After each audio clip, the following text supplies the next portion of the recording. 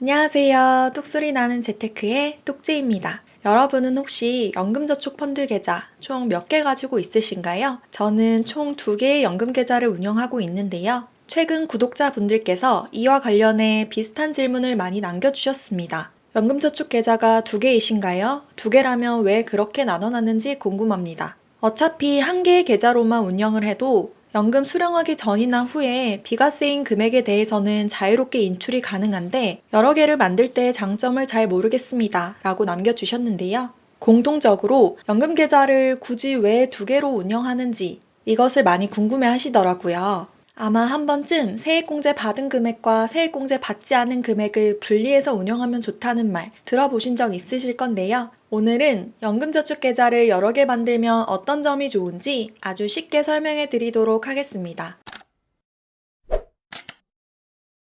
우선 결론부터 말씀드리면 연금저축펀드를 2개 이상 가지고 있으면 케이스에 따라서 좋을 수도 있습니다. 하지만 한 개만 있다고 해서 무조건 안 좋은 것도 아닙니다. 답변이 정말 애매하죠. 이렇게 애매한 이유는 케이스에 따라 2개 이상 필요한 경우가 있고 또 아닌 경우가 있어서 그런데요. 지금부터 하나씩 알아보도록 하겠습니다. 먼저 연금을 개시한 다음 추가 납입을 원하거나 세액공제 혜택을 받고 싶은 경우 연금 계좌를 2개 이상 운영하시면 좋습니다. 기본적으로 연금 개시는 만 55세 이상 그리고 가입기간 5년 이상을 충족해야만 개시를 할 수 있는데요. 여기서 중요한 것은 연금을 한번 개시하면 해당 계좌에는 더 이상 추가 납입을 할 수 없습니다. 단 계좌 내에 자금 운용은 계속 가능하니 참고하세요. 그러니까 만약 내가 연금을 개시한 다음 추가적으로 돈이 남아서 불입을 원할 수 있잖아요. 그리고 연금을 개시한 다음 근로소득이 있어서 세액공제 혜택을 또 받고 싶을 수도 있고요.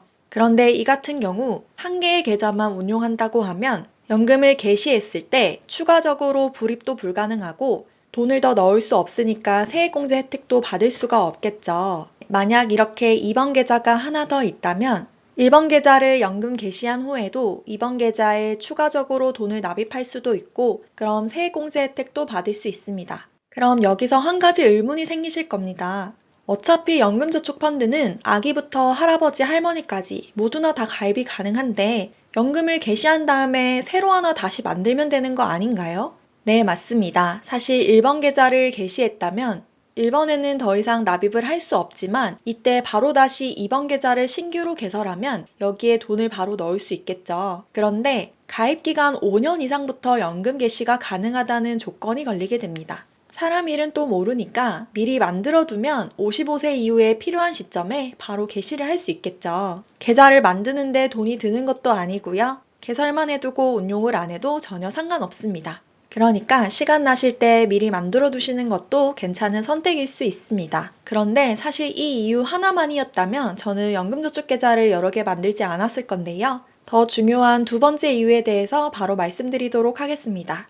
연금계좌의 평가액이 클 경우 연금저축계좌를 여러 개 만드시면 좋습니다. 들어가기에 앞서 우리가 장기간 10년에서 20년 꾸준히 연금을 납입하면 연금을 개시하는 시점에 연금계좌에는 총 4가지 재원이 함께 섞여서 들어가게 됩니다. 물론 여기서 없는 재원도 있을 수 있지만 들어갈 수 있는 재원을 모두 합하면 4가지가 되는데요. 세액공제를 받지 않은 납입원금, 그리고 퇴직금 원금, 세액공제를 받은 납입원금, 그리고 운용수익이 됩니다. 이렇게 구분을 해둔 이유는 각 재원에 따라서 과세 여부가 다르기 때문인데요. 연금 수령 순서와 각 재원별 과세는 위에 영상 참고해주세요. 다시 본론으로 들어와서 연금을 개시하면 연금 개시 시점에 각 재원별 인출 순서가 확정됩니다. 즉, 연금이 나올 때 순서대로 인출이 되는데요. 만약 1순위 재원인 세액공제 받지 않은 납입원금이 계좌에 남아있다면 2순위와 3순위에 위치한 재원들이 먼저 나올 수는 없습니다. 선순위에 있는 재원들이 모두 소진된 다음에 마지막에 있는 재원이 나올 수 있습니다. 이 부분을 알고 본격적으로 내용 알아보도록 하겠습니다. 어떠한 경우에 유리한 건지 예시를 통해서 알아볼 건데요. 먼저 연금계좌를 한 개 보유하고 있고 이 연금계좌에는 1순위부터 3순위까지의 금액이 각각 들어 있습니다. 총 평가 금액은 3.6억입니다. 여기서 매년 3천만 원씩 연금으로 인출한다고 했을 때 조금 전에 말씀드렸다시피 각 재원은 순서대로만 나올 수 있습니다. 즉 1순위 재원, 그러니까 세액공제 받지 않은 납입원금인 1.2억이 모두 다 소진될 때까지는 3순위의 재원인 세액공제 받은 납입원금과 운용수익이 나올 수는 없습니다. 그렇기 때문에 매년 3천만 원씩 인출한다고 하면 4년차까지는 1순위 재원에서 돈이 나오겠죠.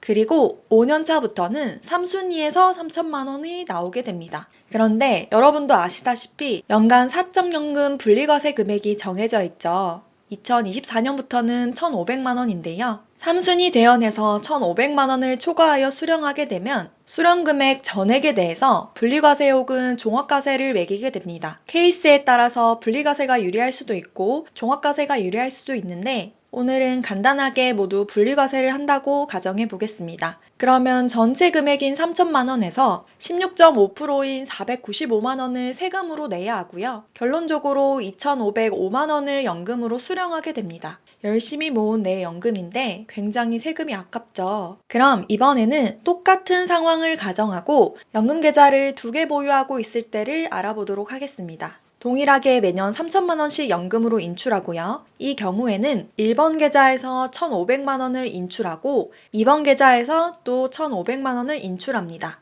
총 금액은 3천만 원으로 동일하죠. 그러면 1번 계좌에는 세액공제 받지 않은 금액이 들어가 있기 때문에 전액 비과세로 나오게 되고요. 2번 계좌의 경우 세액공제를 받은 금액이지만 1,500만 원을 초과하지 않았기 때문에 5.5%의 저율과세를 하게 됩니다. 그럼 총 수령 금액인 3천만 원에서 1,500만 원의 5.5%인 82만 5천 원을 빼주게 되면 최종적으로 수령하는 연금액은 2,917만 원입니다. 조금 전이랑 꽤나 차이가 나죠. 한 번 더 보기 쉽게 정리를 해보겠습니다. 한 개 계좌에 세액공제 받지 않은 원금, 세액공제 받은 원금, 운용수익 모두가 한 곳에 있을 경우 매년 3천만 원씩 연금을 수령한다고 했을 때 연금 개시 1년에서 4년차까지는 3천만 원 전액 비과세로 수령이 가능합니다. 세액공제를 받지 않았기 때문에 과세 없이 인출이 가능한 거고요. 연금 개시 5년차부터는 세액공제 받지 않은 원금이 모두 다 소진되었기 때문에 세액공제를 받은 원금과 운용수익에서 돈이 인출될 텐데요. 이 경우 1,500만 원을 초과했기 때문에 전액 분리과세 혹은 종합소득세를 매기게 됩니다. 그래서 수령하는 연금액인 3천만 원에서 16.5%인 495만 원을 빼면 최종적으로 2,505만 원을 수령하게 되고요. 이렇게 8년차까지 수령한다면 총 세금은 1,485만 원이 됩니다. 이번에는 동일한 조건으로 세액공제를 받지 않은 금액과 세액공제를 받았던 금액을 나눠서 2개로 운영한다고 해보겠습니다. 연금 개시 1년차에 1번 계좌에서 1,500만 원을 비과세로 인출하고요. 2번 계좌에서 1,500만 원을 5.5%의 저율과세로 인출합니다. 그러면 결론적으로 2,917만 원을 수령하게 되는데요. 이렇게 했을 때 8년차까지의 총 세금은 660만 원입니다. 동일한 금액을 납입했고 똑같이 3천만 원을 인출하는데도 세금은 자그마치 825만 원이나 차이 나게 됩니다. 이번에는 또 다른 케이스에 대해서 알아보도록 하겠습니다. 세액공제 받지 않은 금액이 없고요. 동일하게 매년 3천만 원씩 인출한다고 해볼게요. 세액공제를 받지 않은 금액이 없기 때문에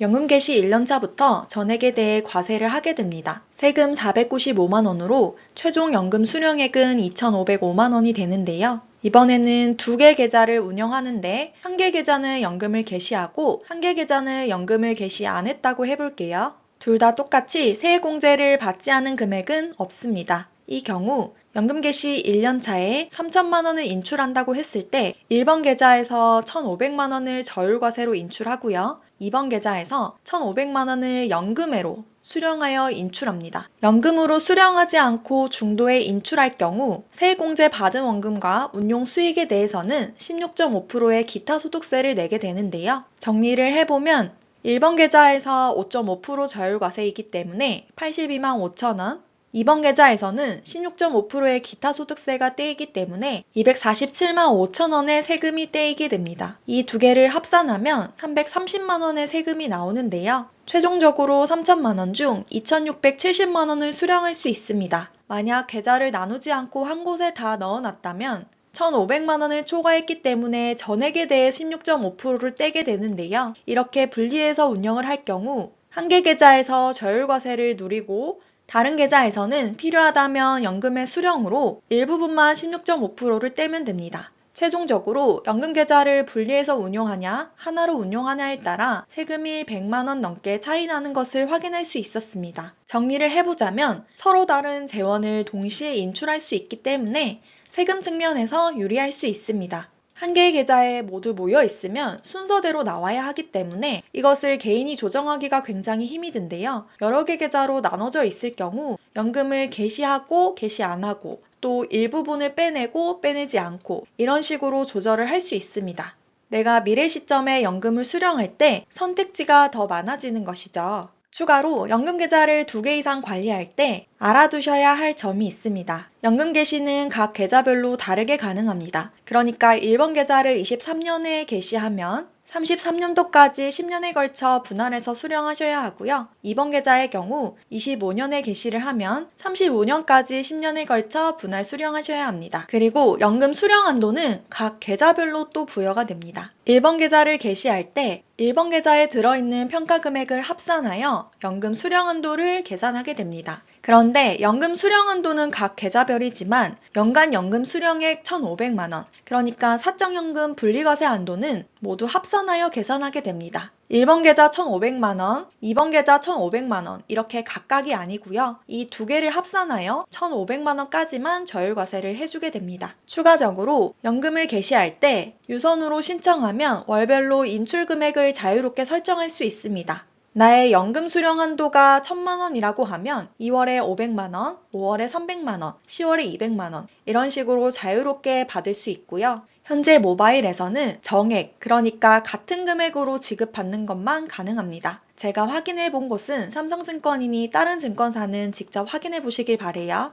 두 번째로 또 많이 받은 질문 중 하나가 연금을 개시한 다음 배당금만 빼서 쓸 수 있냐는 질문이었습니다. 앞서 말씀드린 것과 같이 앞순위의 재원이 남아있는 상태에서는 이론적으로는 불가합니다. 그러니까 배당금은 가장 마지막 3순위에 위치하기 때문에 앞에 1순위와 2순위 재원이 남아있을 경우 배당금이 먼저 나올 수는 없는데요. 하지만 여기서 배당금을 받는 것처럼 할 수는 있습니다. 이게 무슨 말이냐면 연금을 수령할 때는 현금 자산이 최우선으로 인출됩니다. 그런데 배당금 같은 경우는 현금 자산으로 계좌에 들어오게 되죠. 그래서 세액공제 받지 않은 납입원금 한도가 가득 찰 때까지는 배당금을 인출할 수 있습니다. 그러니까 매달 배당금이 100만 원 들어온다고 했을 때 100만 원을 인출해도 원금은 건드려지지 않고 빼낼 수가 있습니다. 단 여기서 조건이 있어요. 세액공제 받지 않은 원금이 있다는 가정하에 인출을 할 수 있는 것입니다. 만약 세액공제 받지 않은 원금이 하나도 없다면 비과세로 인출하실 수 없습니다. 만약 배당금을 연금을 개시하기 전에 인출하시게 되면 인출 시 16.5%의 기타 소득세를 내야 합니다. 마지막으로 한 번 더 정리해 보도록 하겠습니다.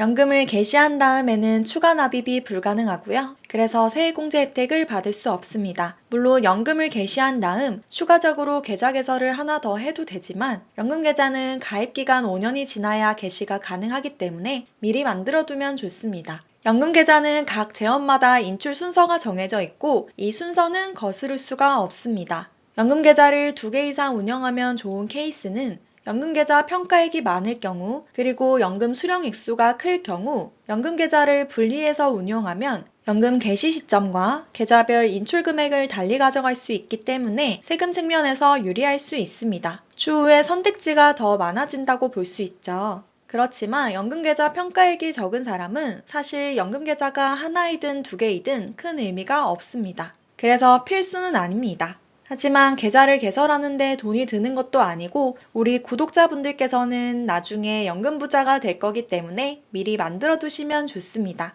지금까지 연금계좌를 2개 이상 가져가면 어떤 점이 좋은지에 대해 알아보았는데요. 이러한 절세계좌를 이용해서 노후자금 만드는 법, 제 전자책에 여러 가지 노하우가 담겨 있으니 자세한 사항은 고정 댓글 참고해주세요. 오늘도 끝까지 시청해주셔서 감사합니다. 아직 구독과 좋아요 누르지 않으셨다면 꼭 한번 부탁드립니다. 감사합니다.